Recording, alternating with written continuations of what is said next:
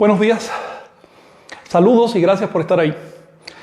Hoy vamos a nuestra segunda lección de calendario. Voy a comenzar con repaso muy breve de la lección pasada. Pero antes, permítanme colocar el tema que vamos a tratar hoy. Cuando hablo de calendario de Anáhuac, estoy forzando un poco las palabras, porque no se trata solo de un calendario. El asunto es que en español no tenemos un término para definir la función que tenía el calendario de Anáhuac. Es importante comprender su función. No solo servía para medir el tiempo, también servía para medir el espacio. Así que esa complejidad que vemos en el tiempo dentro del calendario, la vamos a encontrar reflejada en la organización del espacio. Terminando este cursillo sobre calendario 1, vamos a dedicar 2 o 3 lecciones justamente al simbolismo cosmogónico. Yo le llamo simbolismo cosmogónico a todo lo que es división del espacio, sea física o simbólica. Ahora bien, cuando decimos que es un calendario de Anáhuac, nos estamos refiriendo al hecho de que todos los anahuacas lo usaron por igual. Esta idea que hay primero en las academias y ya después en los grupos de la tradición de que se trataba de varios calendarios es errónea. Olvídala, no funciona. Si vamos directamente a lo que dicen las fuentes, y no a lo que dicen los académicos que dicen las fuentes, sino directamente a las fuentes, y leemos lo que hay ahí, vemos que en todas partes se describe el mismo mecanismo. Si además de eso vamos a las fechas registradas directamente, vamos a ver que esas fechas concuerdan entre sí, tienen coherencia, por lo tanto se trata de un sistema único. Esto no significa que fuera un sistema simple. Tampoco significa que cada vez que se hablara de calendario se usara la lengua náhuatl. Bien, así como nosotros podemos decir los días de la semana en español, en inglés, en ruso, y sigue siendo la misma semana, lo mismo pasaba con el calendario de Anáhuac. Podías decir los signos de la veintena en la lengua que quisieras. Había 400 lenguas en Anáhuac y todos conocían la veintena. Todos lo decían a su manera, pero era el mismo mecanismo, y eso es lo que importa. Calendario es mecanismo, no la lengua con la cual tú expresas el mecanismo. Los académicos confunden estos conceptos. Así que si vienen los mayas y lo expresan en maya, dicen, eso es calendario maya. Si los náhuatl lo expresan en náhuatl, es calendario náhuatl. Claro, si nosotros lo decimos en español, entonces sería calendario español, ¿verdad? Esa lógica es falsa.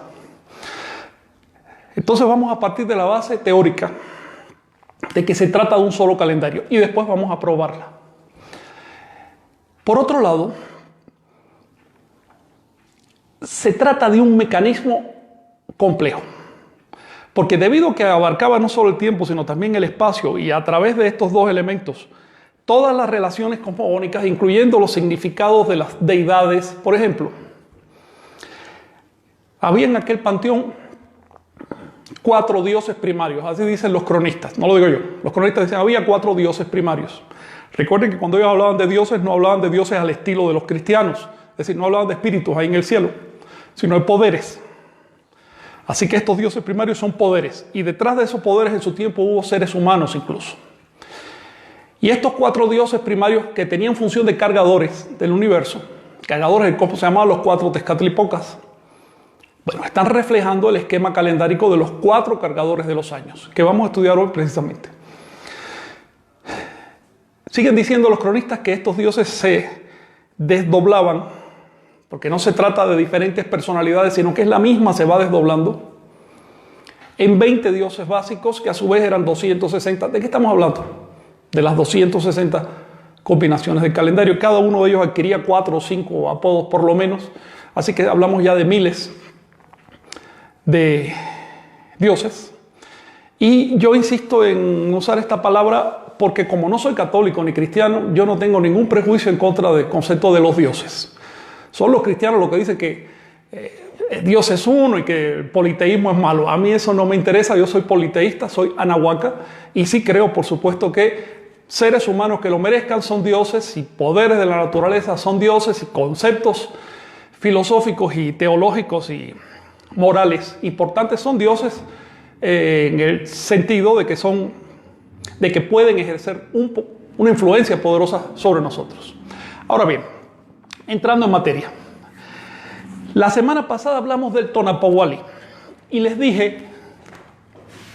mencioné que la palabra Tonalpohualli se compone de Tonali y Pohualli. También les dije que cuando se unen dos palabras en náhuatl se pierde el sufijo nominal de las que vayan delante, el sufijo sustantivo. Así que Tonalpohualli, que quiere decir la cuenta de los tonales. Con frecuencia veo que tonal se traduce como sol y no es así. Sol se dice tonatio, de la misma raíz ton, pero no del radical tonal. Tonal significa día calendárico. Por oposición a Iluitl o día astronómico. Si quieren vamos a decir día natural. Así que hoy estamos viviendo nosotros en un día natural que además tiene una fecha. Por lo tanto, también estamos viviendo en un día calendárico. Sin embargo, parece lo mismo, pero tiene distinciones. Por ejemplo, cuando llega el 28 de febrero, nosotros al día siguiente, cada 4 años, contamos un día extra. Y ya no le llamamos el 1 de marzo, sino bisiesto. Le ponemos 29 de febrero, pero su nombre propio es bisiesto, que viene de bis, que quiere decir repetir. Eso significa que en 4 años nosotros tenemos una fecha menos que el número de días físicos. En 4 años hay 1460 días y hay 1461 fechas, teniendo en cuenta que el 29 de febrero en realidad es 28 bis, 28 repetido, y por eso bisiesto. Una explicación simplificada. En realidad el origen de este mecanismo es, digamos, un poco más complejo. Lo mismo pasaba en anáhuatl. Hay mecanismos que se incorporan a los tonales. Sin embargo, no se puede incorporar al Iluit porque el Iluit es una unidad natural. No es ni siquiera una unidad de medida. Es simplemente un evento natural. Por lo tanto, cualquier modificación que se le haga a la secuencia de las fechas para ajustarlas con respecto al movimiento del cielo, modifica la secuencia de los tonales. Luego, no es lo mismo un número dado de tonales que un número dado de Iluit. Y eso lo vamos a ver después con mucha más calma.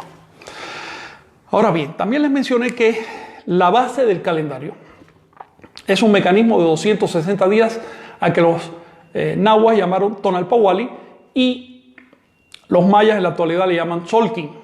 Según parece, según quedan las fuentes en los libros de Chilam Balam, antiguamente le llamaban Chuenilkin, entre otros nombres. Debo decirles que este mecanismo aparece en todas las versiones del calendario. Y ya vamos a introducir una unidad que viene más adelante. Y es que el calendario tiene 4 versiones principales, o 4 cuentas principales, pero del mismo calendario. Tenemos la cuenta civil, tenemos la cuenta larga, la cuenta profética y la cuenta joviana o de Júpiter. Bien, estas 4 cuentas han quedado bien documentadas en las fuentes de anáhuatl, es decir, en los registros históricos de anáhuatl. Por lo tanto, no hay duda de que existían. 3 de estas cuentas se llaman catúnicas. Cuentas catúnicas. Ahora estamos estudiando únicamente la cuenta civil. Más adelante, vamos a analizar, por ejemplo, rudimentos de la cuenta larga para a través de ella entender la cuenta profética y quizás la cuenta joviana. En otras palabras, el calendario no era nada simple. Así como nosotros tenemos ciclos de semanas, ciclos de meses, ciclos de años, que a su vez se acumulan en décadas, siglos, milenios, etc. Nosotros tenemos diferentes ciclos en el calendario que conviven, que coexisten, que de alguna manera se correlacionan. Muy mal, pero se correlacionan. Eso significa que nuestro calendario también tiene complejidades, pero no se compara con el de anáhuatl. Debido a que el calendario de anáhuatl es mucho más complejo que el nuestro, esto genera en el investigador principiante del calendario, genera la impresión de que se trata de varias cuentas. Pero cuando te das cuenta que todas esas cuentas están basadas en el Tonalpowali, es decir, en el ciclo de los 260 días, y que además todas esas cuentas concuerdan finalmente, se correlacionan unos con otras y concuerdan. Entonces ves que se trata de mecanismos diferentes del mismo calendario. Evitemos la idea de que los pueblos del viejo mundo pudieron integrar sus cosmovisiones y por eso tenemos un calendario cristiano, un calendario musulmán, un calendario chino. En cambio, en Anagua había una desintegración tal que ni siquiera dos pueblos vecinos podían ponerse de acuerdo. Evitemos esa idea es puro prejuicio, no es real. Y con esto vamos a entrar en un tema que les quiero platicar porque es necesario para la clase de hoy. Es el tema de las fuentes. Vamos a hacer una categorización de fuentes. Bien, vamos a descartar lo que no es fuente. Si una persona opina sobre el pasado anahuaca, eso es una interpretación. Si una persona fue testigo de cómo eran las cosas, ya sea porque era un nativo o porque fue un español que lo vio, que vio cómo funcionaba, su testimonio es fuente. Incluso dentro de una fuente puede haber una parte interpretativa. Puede que ese cronista diga, yo me imagino que es así, esa parte es interpretativa. Y siempre queda claro. Es muy diferente que el cronista te diga, vi que estaban haciendo un ritual así, así, así, aunque no entienda de qué está hablando. A que te diga, yo me imagino que funcionaba de tal manera. Eso lo podemos distinguir claramente. Así que las fuentes son, por supuesto, todos los registros de información que nos queda del pasado prehispánico. Insisto en la palabra porque quiero decir antes de los españoles. No digo precuauhtémico porque no me refiero a antes del nacimiento de Cuauhtémoc, sino a antes de la llegada de los españoles. Y también son fuentes todo lo que se escribió a lo largo del siglo XVI, cuando las instituciones toltecas anahuacas seguían vivas, de alguna manera. Entonces, para entender el calendario nosotros tenemos que recurrir a las fuentes. Los abuelos son las piedras, los abuelos son las crónicas, los abuelos son las personas que atestiguaron hace 5 siglos, no los modernos. Porque los abuelitos de ahora, con todo respeto, son todos cristianos, todos creen en fantasmas y además todos han recibido 5 siglos de aculturación cristiana. ¿Sabes cuánta porquería se junta en una cabeza después de 5 siglos de adoctrinamiento? Entonces, con todo respeto, pero si el abuelito no me sabe hacer un cálculo correctamente, a mí no me importa que se ponga plumas. A mí me interesa quien sabe hacer el cálculo. Y ese lo voy a encontrar en las fuentes. Así que vamos a distinguir fuentes primarias, que son las anteriores a la llegada de los españoles, fuentes secundarias, que son las que se hicieron después, pero fueron realizadas por sacerdotes, generalmente por sacerdotes nativos, que se habían cristianizado a las malas, para que no lo mataran, pero aún así escribieron sobre sus raíces porque querían que se conservara. Estas fuentes son muy buenas. Hay fuentes terciarias, que son las de los españoles que se impresionaron frente a lo que vieron y lo describieron. O también cronistas españoles que fueron mandados por la colonia para registrarlo todo, porque la colonia era un aparato burocrático impresionante y registraba cada detalle. Quizás incluso podemos hablar de una cuarta fuente, que es la tradición oral, pero esa hay que tomarla con mucho cuidado. La tradición oral funcionó más o menos bien durante la colonia, pero después de la independencia ha decaído mucho. Esto se prueba agarrando los papeles de la tradición oral. Dejaron registros, tú los puedes leer y comparar y ves cómo de pronto se van mezclando cosas. Actualmente ya hay elementos de la tradición, nociones de la tradición oral, que son de la nueva era, no son del pasado prehispánico, que son mezclas de religiones asiáticas. Entonces hay que tener mucho cuidado, porque si vamos a estudiar el calendario de Anagua, es el calendario de Anagua. No son invenciones modernas. Entonces, otra cosa que les quería mencionar es lo siguiente. Es una pregunta que les quiero hacer. ¿Cómo estar seguros de que la interpretación que estamos haciendo del calendario es la correcta? ¿Cómo podemos estar seguros de eso? ¿Qué elemento nos puede verificar el calendario? Bueno, muchos de ustedes ya saben de qué se trata. Las correlaciones.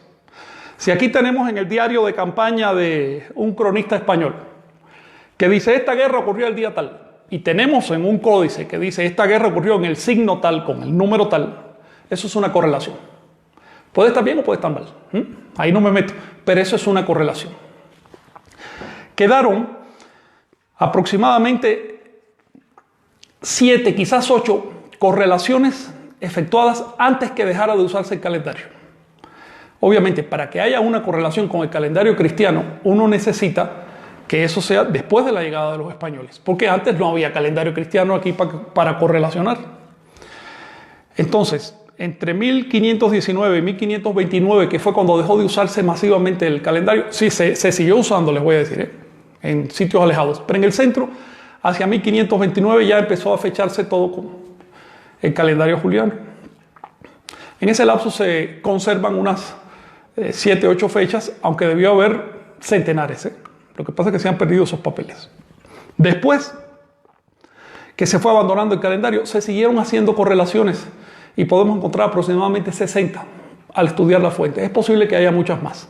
Y quiero decirles que me refiero a correlaciones de la cuenta civil, no de la cuenta profética que dejó cientos. ¿Okay? Eso lo veremos después. De manera que el calibrador del calendario, el calibrador de nuestra interpretación del calendario, es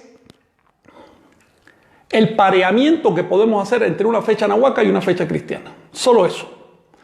Si tú tienes una interpretación dada y cuando unes la fecha nahuaca y cristiana no te coinciden, la interpretación es la incorrecta. Lo incorrecto no fue la historia. Lo incorrecto es la interpretación que estamos haciendo del calendario. Si por el contrario te coinciden las fechas, entonces la interpretación es correcta y ahí no cabe nada más. ¿Ven? Nosotros vamos a estudiar en próximas lecciones las fechas de correlación que quedaron. Vamos a poner una detrás de la otra y ver que coinciden con el mecanismo. Quiero decirles que no es difícil entender el calendario de Anáhuac. Lo difícil es disponerse a estudiar lo que dicen las fuentes porque escriben de manera farragosa. Pero cuando ya vences esa distancia, ves que describen perfectamente el calendario. A mí me asombra que en la academia no se comprenda el calendario de Anáhuac. Significa que no les gusta estudiar las fuentes. ¿Ves? Van con desprecio a la información. Entonces no ven lo que ven. Ha llegado el caso de que cierto investigador bueno, que no voy a mencionar su nombre, hablando de una cita de Sahagún, hombre, la cita exactamente al revés. Significa que él no ha leído Sahagún, que él simplemente agarró la cita a otro lado, la distorsionó y con eso está probando algo. Entonces hay que tener cuidado con estos asuntos. Fíjense que el Tonapó Wally tuvo un origen histórico. Eso no cayó del cielo. Hay que investigar cuál es ese origen. Quiero decirles que está probado que cuando los seres humanos pasaron de Asia a América masivamente, no estoy diciendo que no haya grupos que hayan pasado de otra manera, pero el grueso de quienes pasaron a América genéticamente está probado que pasaron del norte de Asia. Y se sabe que esa migración cesó hace por lo menos 13.000 años. Parece que hubo diversas oleadas, la más temprana hace unos 60.000 años, la última, que fue la mayor, hace unos 13.000 años. Estas personas traían un conteo vigesimal, es decir, contaban por veintenas. Esto se sabe porque esa forma de contar por veintenas dejó huellas en el viejo mundo. Incluso en lenguas como el danés o el francés, lenguas modernas, todavía hay conteo vigesimal. No sistemático, pero sí en algunos subórdenes. Hay lenguas, por ejemplo el vasco, hasta hace algún tiempo tenía conteo vigesimal sistemático. Y si te vas a las cavernas vas a entender que ahí estaban contando por veintenas. En otras palabras, la veintena del calendario de Anáhuac, como tal, surge en el viejo mundo. No quiero decir que los 20 signos del calendario hayan surgido en el viejo mundo, sino el concepto de la veintena. Que a los 20 ya yo hago un paréntesis y empiezo a contar otra vez 20 más 1 más 2, etc. Por otro lado, también la evidencia es abrumadora respecto a que la división de la eclíptica, que es la franja del cielo por donde van los planetas, que hicieron en el viejo mundo hace miles de años, era en 13 partes. Es decir, de allá del viejo mundo llega la división de la eclíptica en 13 partes. Todavía hoy nosotros la organizamos en 13 constelaciones, que los astrólogos no usan la 13 porque les es muy difícil trabajar con un número primo. Entonces prefieren un número par para poder partir en sextiles, cuadraturas, triangulaciones y hacer otra serie de relaciones. Si tuvieran un primo no podrían hacer eso. Pero cuando observas las estrellas físicamente, tú ves que ahí en el medio la constelación mejor ubicada en la eclíptica, de hecho, es Ofiuco, serpiente. Luego, los antiguos dividieron el cielo en 13 partes, el horizonte en 13 partes. Si entró un conteo vigesimal con una división astronómica trecenal, eso significa que mucho antes de que surgiera el calendario de Anáhuac, ya se sabía que el día 261 va a llevar los mismos atributos que el día 1. Ya existían bloques de 260 días en el pensamiento de estas personas. No estoy diciendo que se usaran como calendario porque no hay evidencia de eso. Pero miles de años antes de que comenzara el calendario de Anáhuac, en presencia de un conteo vigesimal y de una división trecenal de la eclíptica, por supuesto ya existía el bloque de 260 días. Esto es inevitable. ¿Qué hicieron los fundadores, los creadores del calendario de Anáhuac?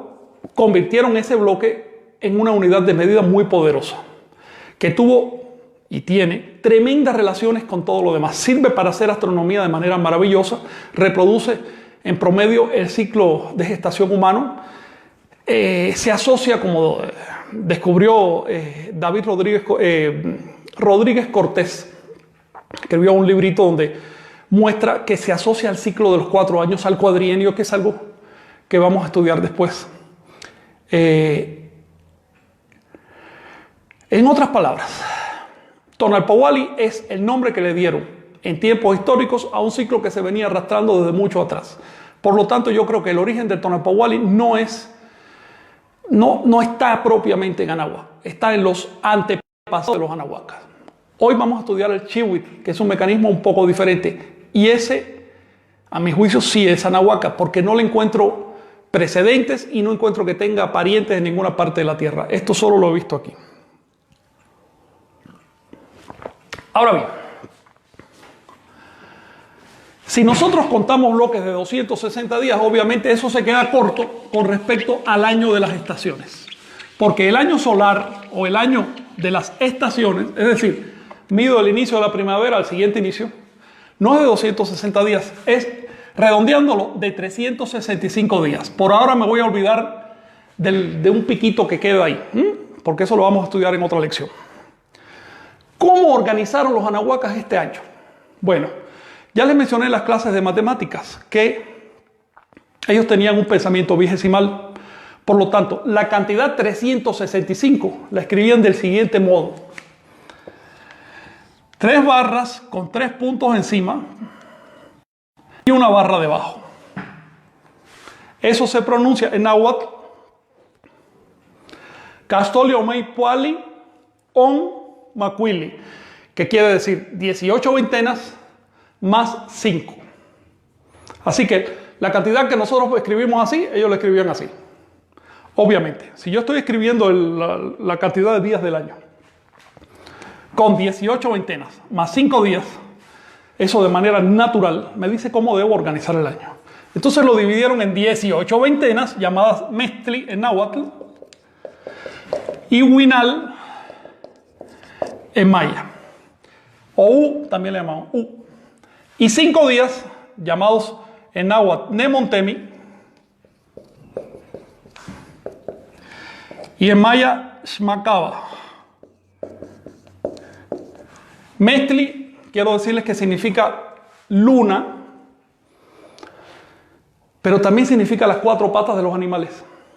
Así que en el uso calendárico no se trataba de lunas literales de 29 días y medio, sino de paquetes de 20 días. De manera que hay que distinguir el uso de la palabra mestli en el contexto de la astronomía, que se refiere a la luna, y la palabra mestli en el contexto calendárico, que se refiere a un ciclo solar, es decir, a un ciclo de 20 días. Los ciclos de 20 días son solares. Con lo que no estoy diciendo que el Sol tenga un ciclo de 20 días, sino que el calendario solar se basaba en ciclos de 20 días. Por otro lado, huinal en maya significa lo relativo al humano, es decir, los 20 dedos. Se sobreentiende, los 20 dedos. Ahora bien, nemontemi, que son los 5 días finales, literalmente se forma de el adverbio nem, el verbo temi y la partícula de relación on. Quiere decir los faltantes para completar. Faltantes para completar. No quiere decir días vacíos. Nem le da nombre al vacío. Pero aquí en esta composición es nem on temi. Faltantes para completar. Obviamente se refiere a los 5 días que faltan para completar la cuenta. En maya se llama shmakaba, que quiere decir sin nombre propio. No porque le falte nombre a cada uno de esos 5 días, sino porque ese paquete de 5 días no cabe en las veintenas. Por lo tanto, no tiene nombre de veintena. Esto también lo vamos a estudiar con más calma. Ahora bien, ¿qué pasa? Déjenme hacerles un dibujo, porque yo con dibujos lo entiendo mejor. ¿Qué pasa si ponemos a rotar 18 veintenas a través del año solar, a través del año de la naturaleza? 18 veintenas. Aquí está la veintena. Bien. Vamos a suponer que la primera veintena empezó en el día inicial, que es Zipactli. La segunda veintena, ¿en qué día va a iniciar? Otra vez en Zipactli. Y la tercera también. La número 18 también va a iniciar en Zipactli. Por lo tanto, los días Nemontemis, ¿en qué signo van a iniciar? En Zipactli. ¿Bien? ¿Y en qué signo van a terminar los días Nemontemis? Bueno, los días Nemontemis son 5. Aquí tenemos Zipactli, Ejecatl, Cali, Cuespalin y Coatl. Estos son los 5. Primero, segundo, tercero, cuarto y quinto de Nemontemi. Luego, en el siguiente año, vamos a comenzar en el signo número 6, que se llama Miquistli. Por supuesto, cada una de las veintenas del siguiente año va a empezar en Miquistli. El Nemontemi del siguiente año también va a empezar en Miquistli y va a terminar en Perro. Así que tenemos Miquistli, muerte, venado, Mazatl, venado es Mazatl, Toxtli, que es conejo, Atl, agua, y Izcuintli, perro. Estos son los 5 días del siguiente año. El tercer año va a empezar en el signo de Osomat. Se los estoy diciendo, Osomat es mono, se los estoy diciendo para que lo recapitulen. Y por supuesto, su Nemontemi también va a empezar en mono y va a terminar en águila. Este cuadrante tiene los signos Osomat, mono, Malinali, hierba torcida, Acatl, caña, Ocelotl y, a ver si me sale, bueno, Cuautli, águila, mono, hierba torcida, caña, ocelote y águila. Por lo tanto, los Nemontemis, los 5 días Nemontemis del tercer año van a empezar en mono y van a terminar en águila. El cuarto año, cada una de sus veintenas y también su Nemontemi va a empezar en Cosca, Cuautli, que es buitre. Vamos a seguir a Olin, después, que es movimiento, Tecpatl, pedernal, Quiahuitl, lluvia, y Xochitl, que quiere decir flor. Por lo tanto, el quinto año va a comenzar de nuevo en Zipactli y repite el ciclo. Así que cuando echamos a andar 20 días por los 365 días del año, se forma una característica, digamos, un diagrama, un diseño muy interesante. Es el siguiente. A los 4 años, con los 4 años yo voy a completar en los Nemontemi los 20 signos de la veintena. Al quinto año repito. Por lo tanto, el primer ciclo que se forma es el cuadrienio, llamado en náhuatl Teochihuitl. Teochihuitl, que quiere decir año divino. Bien, es importante esto. No le llamaban los 4 años divinos, le llamaban el año divino. Porque para los anahuacas el año en realidad es el cuadrienio.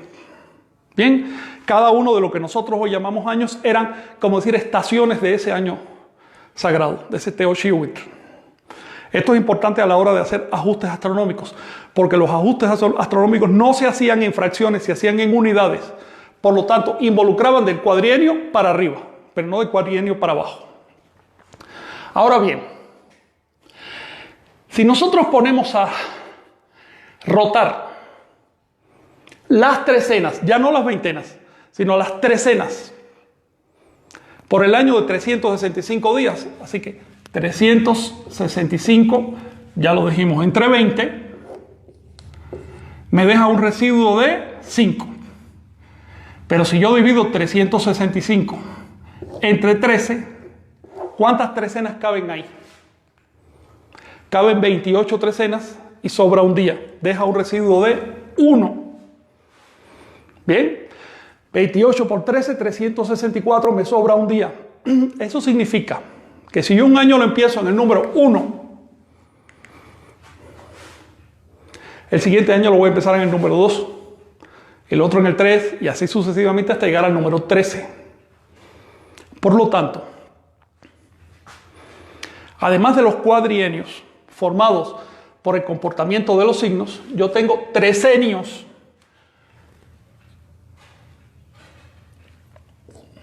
13 años, formados por el comportamiento de los números.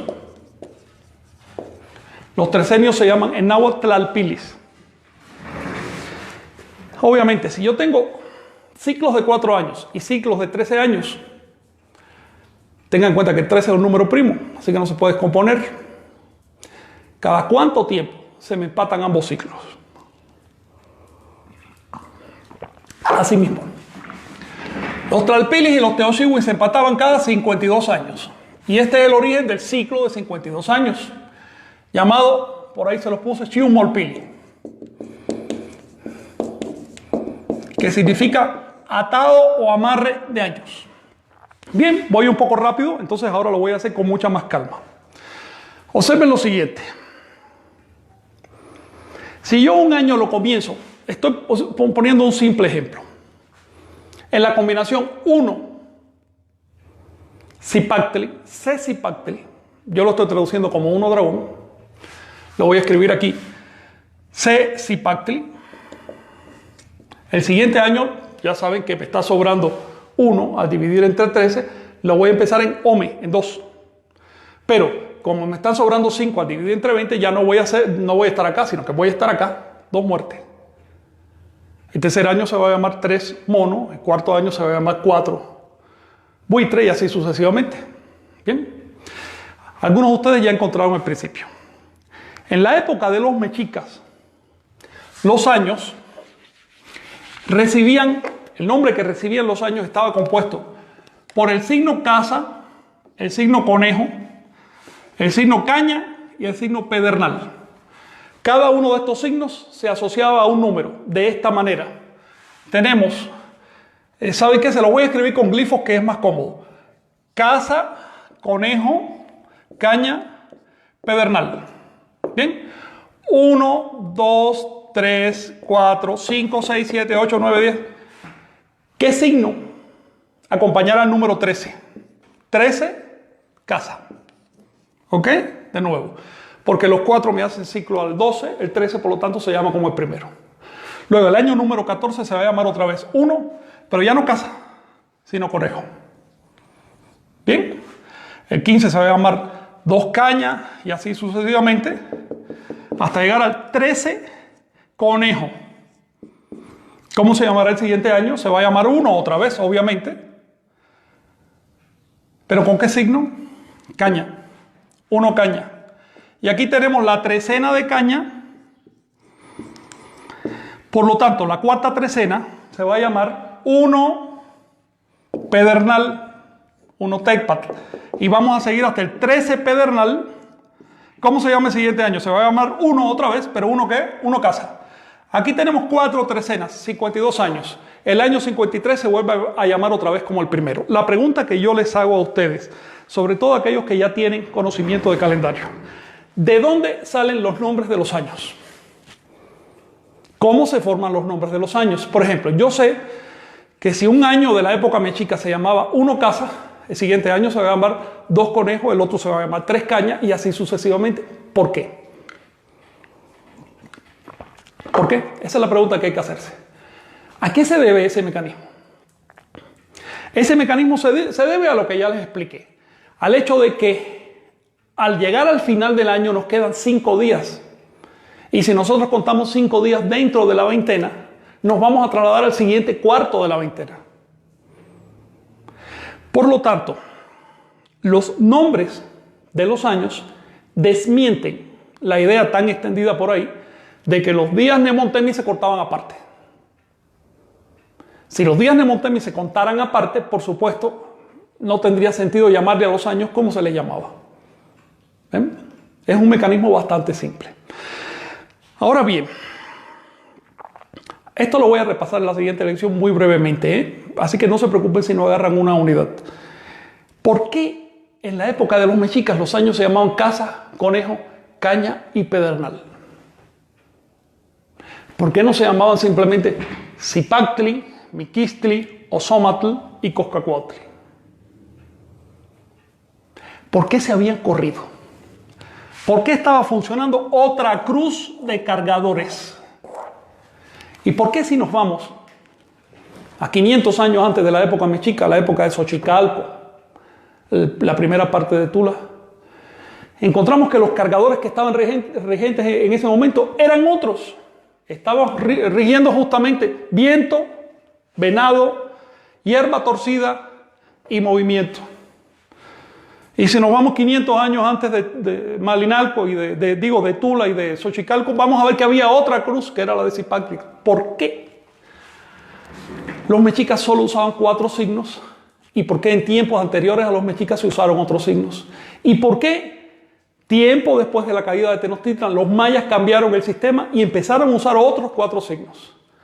Los mayas usan hasta hoy lagartija, agua, ocelote y lluvia a la que le llaman tormenta. ¿Por qué? Obviamente estamos viendo cambios en un mecanismo, estamos viendo un ciclo. Esto no es una cosa arbitraria.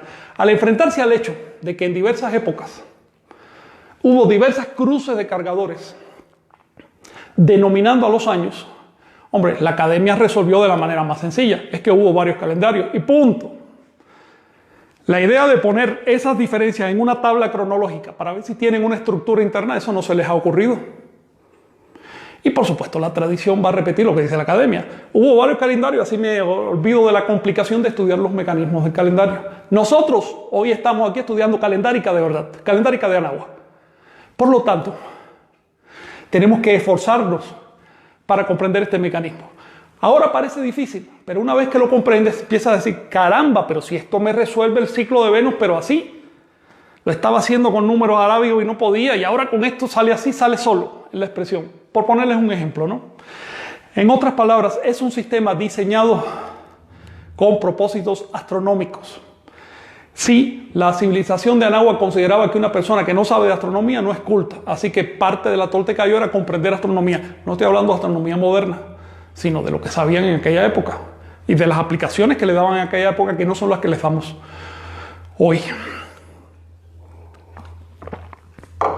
Voy a descansar. Para quienes me dicen que no responda a preguntas, miren, cada vez que respondo a una pregunta me tomo unos segundos para descansar la voz. Ahora mismo me duele la garganta, me conviene responder alguna pregunta y de ese modo le doy participación a los compañeros. Aquí todo el mundo tiene derecho a hablar. Si hay alguna pregunta, yo encantado. Aquí Rosita nos preguntó que si nos puedes decir la fecha de hoy en náhuatl y en maya. Mira, Rosita, hoy, si mal no me acuerdo, es un día 2 serpiente. En náhuatl se diría, pero tú lo sabes, Omecoatl. Y en maya se diría Ca-Can. Y me disculpa la pronunciación porque no soy maya hablante. Ca-Can, algo así. ¿Alguna pregunta relacionada con el mecanismo de calendario? Ducto Lozano pregunta que si se reajusta por el traslape. Ducto, saludo para aprovecharte y aprovecho para saludarte. Y sí, efectivamente, todo esto tiene que ver con el mecanismo de traslape, que vamos a ver ahorita mismo muy brevemente. Sin embargo, tú te estás adelantando 1 o 2 lecciones, porque ya tú sabes algo de calendárica. Entonces, si hay alguna otra pregunta. El Ángel pregunta, ¿por cada era solar cambian los años solares? Mira, Miguel Ángel, tu pregunta está, es importante, es compleja. En efecto, hay eras solares en este calendario, eras solares y siderales, es decir, de las estrellas. Esas las vamos a estudiar más adelante, se llaman soles. Así que vamos a ver de dónde salen los 5 soles y cómo se articulan con el calendario. Porque todo esto tiene una causa. Les voy a decir que el calendario de Anáhuac no desperdicia nada. Si a ustedes le dicen, este año se llama 8 pedernal, ustedes deben pensar, ¿por qué? Y si la persona le dice, es porque el anterior se llamó 7 caña, a ver, eso no es explicación. Solo me estás describiendo lo que ocurrió, pero no me estás explicando por qué ocurrió. Entonces, es importante en el calendario tener en cuenta que como no se desperdicia nada, todo es parte de un mecanismo. Y eso es una gran ventaja para nosotros. Porque si nos falta cierta información en las fuentes, podemos suplirla por el mecanismo en modo tentativo. Es decir, hipotéticamente aquí pasa esto porque es lo que cabe dentro del mecanismo. ¿Alguna pregunta? Sí. Dice nuevamente Ducto, ¿en qué códice podría estudiar con esa cruz de cargadores? Las cruces de cargadores quedaron profusamente registradas a través de toda la historia de Anáhuac, pero en las piedras. En los códices aparecen 3 cruces de cargadores registrados, pero el registro exhaustivo está en las estelas, en las fachadas, en las fechas que se escribían, hasta en los vasos escribían fechas. Luego, el registro documental es abundante, pero en ningún documento vas a encontrar que diga esto se hacía por tal cosa. Eso uno tiene que empezar a investigarlo. Lo más que vas a encontrar es cuando se llegaba a tal momento se hacía este ajuste. La pregunta que uno se hace, bueno, ¿qué pasaba en ese momento? ¿Cuánto tiempo de diferencia se había acumulado con respecto al movimiento del cielo? ¿Y cuántos días involucra el ajuste? Si coinciden los números ya tú sabes por qué se hizo. Pero no vas a encontrar una fuente que te dé una información explícita sobre esto porque los anahuacas eran usuarios del sistema, por lo tanto no necesitaban explicárselo. Y por otro lado, en las fuentes hispánicas tenemos un problema. Cuando llegaron los españoles acá, cuando llegaron los cristianos, usaban un calendario llamado juliano, que es un calendario muy primitivo. Tengan en cuenta que el calendario juliano se desfasaba en un día con el cielo cada 128 años. Esto es una cosa grave. En comparación, eso está al nivel del calendario de los antiguos egipcios. Es decir, es una época anterior. El calendario actual gregoriano es muy superior a eso, el calendario musulmán también. En otras palabras, ahorita un astrónomo no puede decir, voy a usar para mis cálculos un calendario que se me desfasa en un día cada poco más de un siglo. Ese era el que traían los españoles. Por lo tanto, los españoles no tenían mecanismos de ajuste superior a eso. Luego, no supieron reconocer en el calendario de Anáhuac. Tú no puedes reconocer en un sistema ajeno lo que tú mismo no tienes en tu sistema. Esto se aplica al calendario o a lo que tú quieras. Por ejemplo, la teología. Les voy a poner un ejemplo que surgió ayer. Alguien ayer me escribió y la verdad me sentí estupefacto. Otra vez con el tema del canibalismo de los anahuacas. A ver, si vas a una iglesia católica, tú ves a la gente comulgando con la carne del Señor y si tú le preguntas al cura, te dice esto es un milagro porque es realmente carne del Señor. Luego están comulgando con carne desde su punto de vista. Son caníbales desde su punto de vista. Eso no tiene ningún problema. La antropofagia sagrada es un principio de todas las religiones. Es buena. ¿Ves? Lo que no significa que los católicos estén matando personas para comérselos. Cuando llegaron los españoles acá, de manera ingenua y también interesada, preguntaron, ¿eso que se comen ahí parece amaranto, pero qué cosa es? Es carne sagrada. Ah, pues esta gente son caníbales. Eso fue un pretexto que usaron para el exterminio de una civilización. ¿Y qué hacen los académicos ahora? En lugar de usar el cerebro, se acogen al cuento de la colonia porque les es más cómodo, porque que paga el salario de los académicos es el sistema neocolonial, el sistema instaurado por los criollos, por los hijos de los colonizadores. En otras palabras, la academia está al servicio de un sistema, la academia no está al servicio de la verdad. Si queremos estudiar las creencias, las tecnologías, las fuentes de Anáhuac, tenemos que salirnos del prejuicio académico. Con esto no estoy diciendo que no haya muy buenos investigadores en la academia. Hay gente que ha dado su vida por sacar algo en claro. Pero en la medida en que un investigador académico es honesto, se empieza a marginar del grupo. ¿Por qué seguir repitiendo a estas alturas acusaciones coloniales, ya tardías incluso, completamente descontextualizadas y sin el menor juicio crítico? Eso no es una posición académica, es una posición oportunista. Con esto les aviso que cuando llegue el momento, es decir, cuando tenga un poco de energía y se den las circunstancias, a ver si nos reunimos para platicar del tema de sacrificios humanos y canibalismo en México antiguo. Por favor, sí. Fernando Palomo pregunta, maestro, disculpe, ¿por qué un calendario dice que hoy es 9 Atl? Quien dice que hoy es 9 Atl no es el calendario, es la interpretación que hizo determinada persona. Así que cierta persona dice, hoy es 9 Atl. Otros dicen, hoy es, no sé, 4 perros. Yo digo, no, porque hoy es 1 serpiente. Por eso la pregunta que les hice al principio, ¿cómo salir de dudas respecto al calendario? La respuesta es muy simple. Vamos a las fuentes, vamos a ver qué dice la fuente. Si aplicamos el mecanismo de las fuentes, ¿qué pasa con las correlaciones? Les adelanto, todas se cumplen. Por lo tanto, a quien te dice que hoy es 9 Atl, pregúntale por qué la interpretación del día de hoy no casa con las correlaciones que quedaron en el siglo XVI. Quiero decirles desde ya una cosa. En la tradición se ha puesto de moda decir que solo quedó una correlación confiable y que todas las demás son falsas. En otras palabras, los anahuacas no sabían llevar su propio calendario. Por favor, salgamos de esa idea tonta. Por supuesto que todas las que quedan son confiables. Los anahuacas sabían llevar su calendario. Los cristianos también llevaban su calendario. Hoy, nosotros seguimos llevando el calendario cristiano. Y nadie duda de cómo se llama el día de hoy. Así que esa idea de que solo hay una correlación que me conviene, es la única confiable, todas las demás la desecho, es simplemente una tapadera para el hecho de que no entendemos cómo funciona el calendario. Sálganse de esos prejuicios. Son prejuicios implantados en la tradición. La realidad es que el calendario funcionaba perfectamente, quedó perfectamente descrito, las correlaciones son explícitas y las vamos a estudiar aquí. ¿Alguna cuestión más? Porque quiero hacer un repasito. Sí, a ver. Teresita Gutiérrez pregunta cómo se detecta un cambio al calendario. ¿Cómo se detecta? Un cambio al calendario.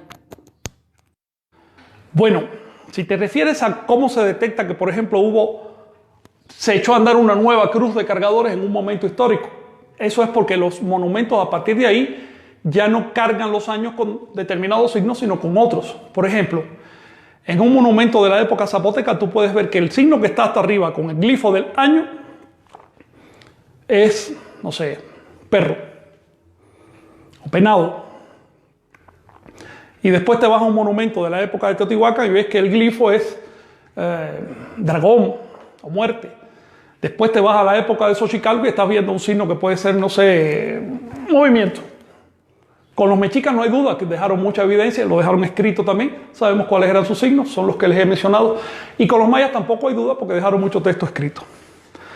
En otras palabras, estamos viendo evidencias gráficas, tanto en las piedras como en los documentos escritos, de que se aplicaron diferentes nombres a los años. La cuestión es por qué, qué significa todo este mecanismo. Les voy a hacer un pequeño repaso, quiero concentrarme otra vez en el tonal Powali, porque para la semana que viene voy a repasar Chihuitl, que es el año civil o solar, y un poquito más de Chihuitl o el ciclo de 52 años. El ciclo de 52 años es la punta del iceberg. Si les aplicamos ciclos astronómicos, eso empieza a crecer y se forman ciclos muy largos de tiempo y muy bonitos. Eso lo vamos a aprender. Con el tonal Powali les quiero decir una cosa. Tonal Powali tiene una veintena que comienza en Zipactli y termina en Flor. Bien, esta veintena recibe el nombre de Sempoalcalli. Sempoalcalli, que quiere decir 20 casas. Este nombre está más que demostrado porque aparece, por ejemplo, muchas veces en el Códice Florentino, en el Códice Matritense, aparece en diferentes documentos. Aparece en Del Castillo, que es uno de los grandes investigadores del siglo XVI, un texcocano él, uno de los grandes autores sobre calendario. Ahora bien, Sempoalcalli se llama la veintena del tonal Powali, pero la veintena del Chihuitl se llama Mestli, como ya sabemos. ¿Cuál es la diferencia entre ambas? ¿Por qué les dieron diferentes nombres? Si uno le aplica dos nombres a una veintena, a una misma veintena, es porque funcionaba de diferente manera. La veintena del tonal Powali, es decir, el Sempoalcalli, simplemente son las 20 casas, es un ordenamiento teórico de los días. Es decir, es una veintena teórica. La veintena práctica, la que se usaba para ordenar los días del año, era el Mestli.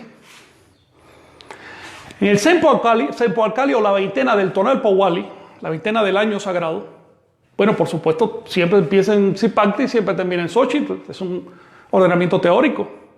Pero cuando lo aplican al año real, al año del sol, encontramos que al final hay 5 días que desajustan. Si el año solo tuviera 360 días no habría problema. Todos sus días, todas sus veintenas podrían empezar en Zipactli y terminar en Xochitl. Por lo tanto, todos los años empezarían en Zipactli y terminarían en Xochitl. Pero es que el año tiene 365 días. ¿Qué hacemos con esos 5?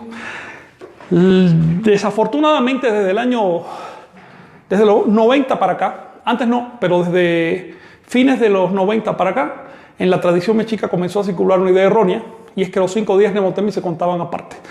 Yo soy testigo de que en tiempos anteriores todavía se contaba bien el tiempo, es decir, en la época de Senyaot, que fue de los 90, se contaba bien el tiempo todavía.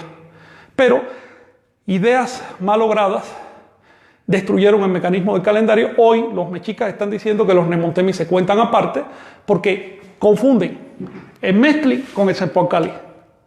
Por lo tanto, aunque un año se llame pedernal, ellos de todas maneras inician sus veintenas en el signo de Zipactli, sin comprender que el mecanismo es el siguiente. Si un año se llama pedernal, sus veintenas comienzan en pedernal. Si un año se llama casa, sus veintenas comienzan en casa. Y así sucesivamente. De eso se trata. Por eso los nombres de los años. Si las veintenas siempre comenzaran en el mismo signo, los años se llamarían igual, se llamarían Zipactli y punto. ¿Ven? Luego, el concepto de cargador del año es aquel día del año que le da nombre a todo el año. Este concepto se dice en náhuatl tlameme. Y modernamente, ustedes saben, tameme. Bien. Así que el tlameme, ya les dije que es de tla algo y meme, cargar algo. El cargador, de hecho meme es cargador de algo, cargador de cosas. Cuando le añadimos, le ponemos delante shiu, que quiere decir del año, shiu tlameme, ese es el cargador del año. Un día dentro del año que le da nombre a todo el año. También hay cargadores para ciclos mayores. Bien, por ejemplo, el ciclo de 52 años se carga en 1 conejo. Y así sucesivamente, ¿bien? Dentro de la estructura del ciclo, tú vas a detectar un día, que es el importante. Y ese día da nombre al ciclo. Como vamos a estudiar más adelante cuando veamos las correlaciones, el día que le da nombre al año es el día en que el Sol sube al centro del cielo. Por lo tanto, es un día astronómico. Por lo tanto, ese día se separa del siguiente ascenso cenital por 365 días y cuarto. Es decir, es una duración astronómica. No por 360 días, sino por 365 y cuarto. Si tú quieres que ese día, en cada ocasión, mantenga la secuencia de los nombres de los años, es decir, 1 casa, 2 conejo, 3 caña, 4 pedernal, 5 casa, etc., no te queda más remedio que contar de seguido los 5 días de Nemotemis. Y si los cuentas de seguido va a parecer una cosa mágica. Todas las correlaciones que quedaron registradas en el siglo XVI coinciden. Así que vamos a este punto. Se trata de verificar el sistema y no de simplemente repetir lo que nos dicen. No es tan simple como la veintena empieza en Zipactli y el año se llama así porque le da la gana de llamarse así. No es tan simple como eso. Quiero decirles por otro lado, para repasar un poquito de Tonalpohualli, Wally, que si tú tienes 20 signos y el primero se llama 1, entonces el segundo se va a llamar 2 Ejecat, 2 vientos. El tercero 3 casas. El otro 4 lagartijas. El otro 5 serpientes. Y así sucesivamente. 5, 6, 7, 8, 9, 10, 11, 12, 13. Vas a llegar al 13 caña. Pero como el calendario solo aplica 13 números, no puedes seguir a 14 ocelotes. Eso no existe. Así que aquí recomienza otra vez por el 1. 1, así 13 caña. 1 ocelote. 2 águila. Uy, cada vez hago peor estas águilas. Ustedes me disculparán. 3, 4, 5, 6, 7 flor. Por lo tanto, la primera veintena del Tonalpohualli comienza en 1 Zipactli y termina en 7 flor. Luego, la segunda veintena del Tonalpohualli, ¿en qué va a comenzar? En 8 Zipactli. Bien, los números van a ser 7, 8, 9, 10, 11, 12, 13. Aquí va 1 otra vez. En otras palabras, si una veintena dada de Tonalpohualli comienza en el número 1, la siguiente va a comenzar en el número 8. Bien, la otra en que va a comenzar, hacemos la cuenta. A ver, 8, 9, 10, 11, 12, 13, 14, 15, Bueno, 8, 9, 10, 11, 12, 13. 1, 2, 3, 4, 5, 6, 7, 8, 9, 10, 11, 12, 13, 1, 2. Así que la primera veintena de Tonapobali comienza en 1, la segunda comienza en 8, la tercera comienza en 2 y ahí ustedes le agarraron el ciclo. Quiere decir que la cuarta comienza en 9, la quinta comienza en 3. Para hacérselo breve, 1, 2, 3, 4, 5, 6, 7, 8, 9, 10, 11, 12 y 13. Este es el orden. Haciendo un zigzag. Este es el orden con diferencia de 7, obviamente, que es la diferencia que hay entre 20 y 13. Entonces, primera veintena 1, segunda veintena 8, tercera 2, cuarta 9 y así sucesivamente. Por lo tanto, esto es muy útil, porque si ustedes tienen una fecha como la de hoy, digamos, dos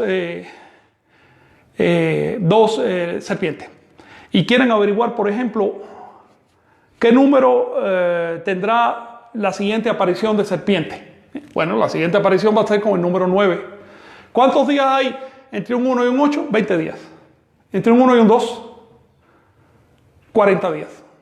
Una veintena aquí y otra veintena de aquí a acá. Entre un 5 y un 6, 40 días. Entre 5 y 7, 80 días. Así sucesivamente. Por lo tanto, aprendiéndose esta simple tabla, uno puede hacer el cálculo incluso en la mente. Dices, a ver, el año se llamó así y ese día cayó cuando el sol subió al cenit y esto ocurrió el 13 de mayo.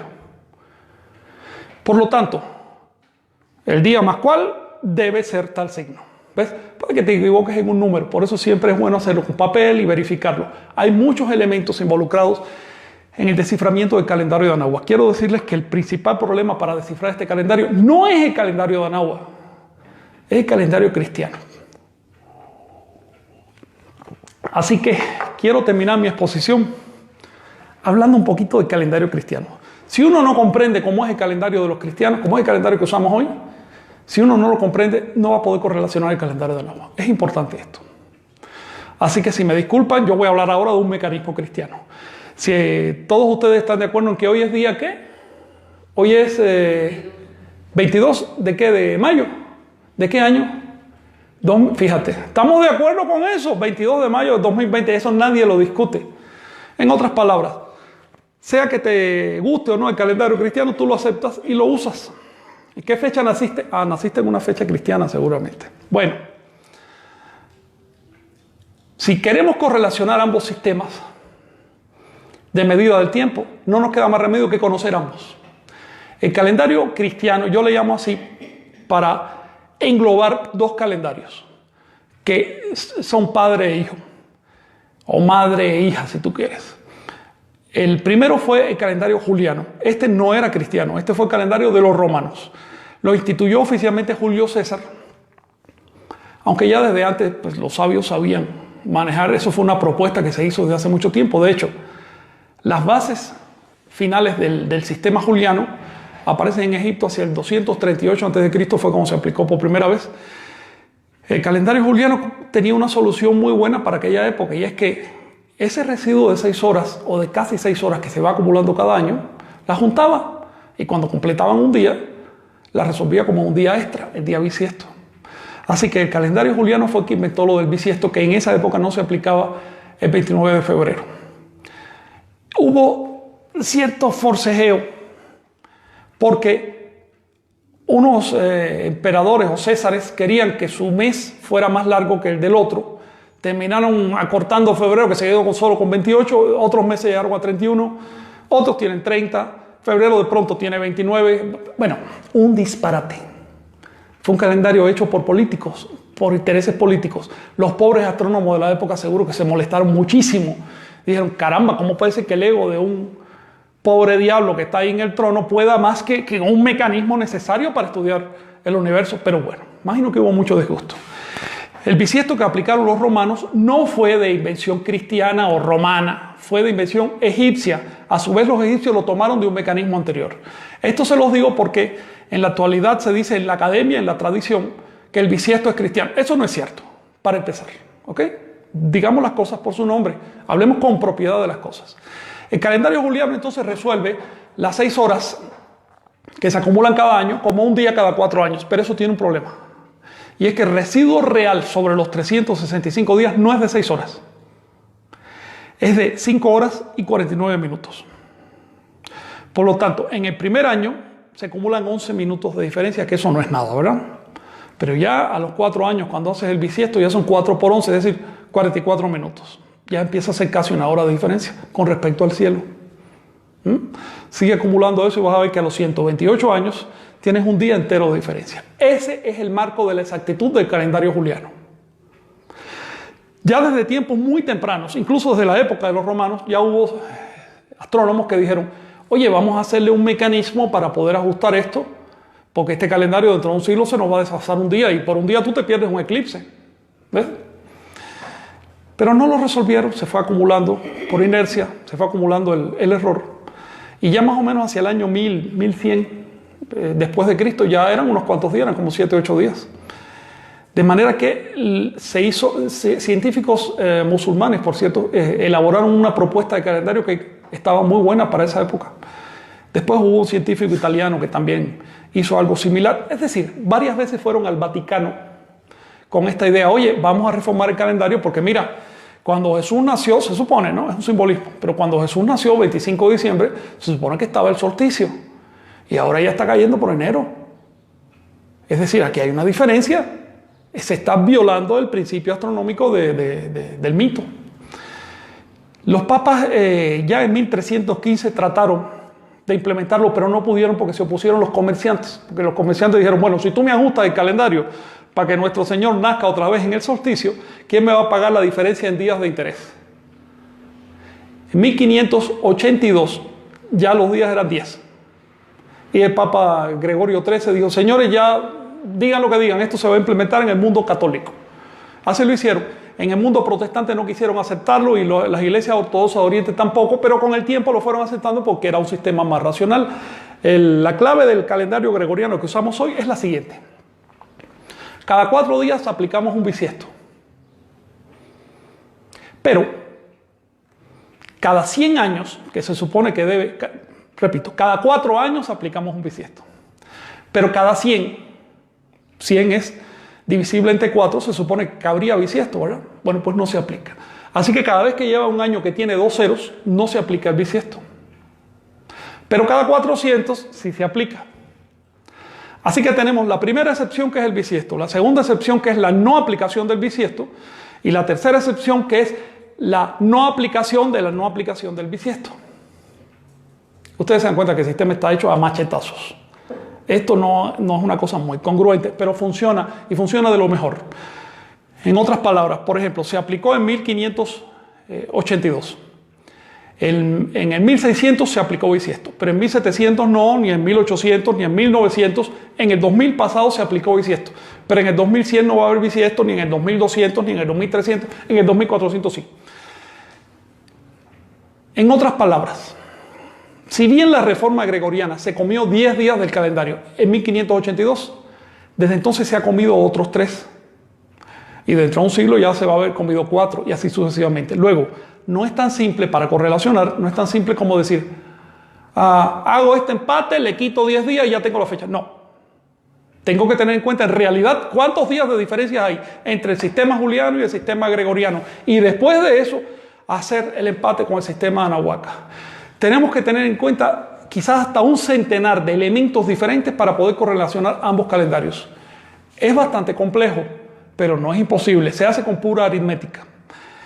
Luego, se comprende que muchas personas prefieran irse por el camino fácil y ponerse a inventar cosas. Es decir, no, el calendario es así, sin estudiar las fuentes, porque es que si las estudias, tienes que meterte en un estudio serio. La prueba del pudín es comerse un pedacito a ver si está bueno o no, ¿verdad? Nosotros, al finalizar este cursillo dedicado a la primera parte del calendario, vamos a jalar esas correlaciones que se hicieron en el siglo XVI. Les voy a probar que todas son correctas y que por lo tanto podemos saber con exactitud cómo se llama el día de hoy. Esto es clave para todo lo demás. Por ejemplo, si quieres averiguar qué nombre natal tiene tu hijo. Tú necesitas saber cómo funcionaba realmente el calendario. Si quieres sembrar tu nombre, Anahuaca, tú necesitas saber eso. Si quieres saber cuáles son las energías reales que los anahuacas le hubieran aplicado al día de hoy, tú necesitas correlacionarlo correctamente. Por eso es que estamos haciendo este esfuerzo. Ya les mencioné que les escribí en la página que me conflictúa un poco las preguntas porque yo no quiero romper la línea de la clase, pero al mismo tiempo no quiero dejar de responder preguntas. Por eso, el cuarto encuentro de este cursillo se lo voy a dedicar únicamente a preguntas. Si tienen cosas de aquí a allá, me las van poniendo. Si son cosas que requieren citas de las fuentes, me dicen a tiempo para buscarlas. La semana que viene vamos a estudiar de nuevo el ciclo de 52 años y si da tiempo, vamos a meternos en un tema candente, el bisiesto Anahuaca. Les voy a adelantar algo. Yo estoy seguro que había bisiesto, lo dicen las fuentes, lo dicen los cálculos, pero no solo eso.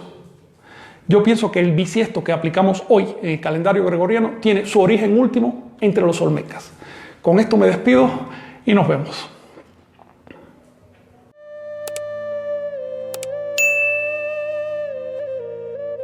Suscríbete y activa la campanita para recibir las notificaciones. Así no te perderás ningún video.